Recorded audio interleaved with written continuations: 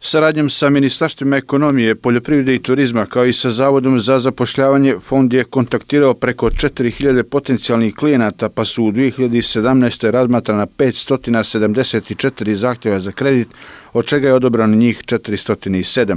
Ciljnu grupu činili su mladi, fakultetski obrazovani ljudi, žene u biznisu, tehnološki viškovi i individualni poljoprivredni proizvođači.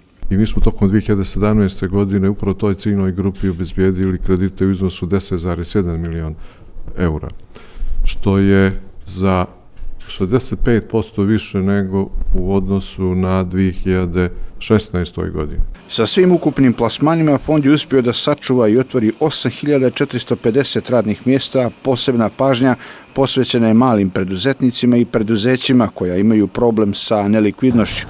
U fokusu su bili prioritetni sektori poljoprivreda, turizam i generalno proizvodnja, pa i u tim sektorima i plasira najveći broj kredita, vodilo se računa i o regionalnoj komponenti ukupnog ekonomskog razvoja. Samim tim smo i posebnu pažnju posvetili razvoju manje razvijenih opština, dakle onih opština koje su ispod prosjeka državnog nivoa i u tim sredinama smo uspjeli da plasiramo nešto preko 64 miliona eura. Fond je vidno unaprijedio i kreditnu aktivnost sa aspekta direktnog plasmana koji iznosi 85% od ukupnog, a da je IRF uspješno završio sezonu, pokazuje i takozvani NPL podatak koji govori o lošim plasmanima koji su se kretali od 2,07 do 5,2, a to je značajno niže nego što je to kod komercijalnih banaka.